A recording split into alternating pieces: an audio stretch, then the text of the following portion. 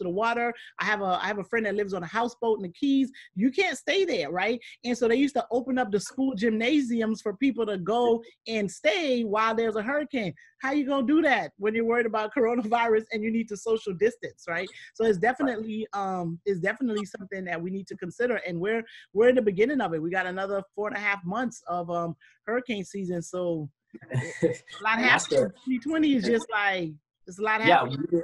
None of us really expected all of that, and that's the one part of it. But luckily for us, there's a lot of solutions to address this. Long-term planning, and also really bold and progressive ideas too, is what's going to really help us in the long run as well. We got to transition away from fossil fuel energy.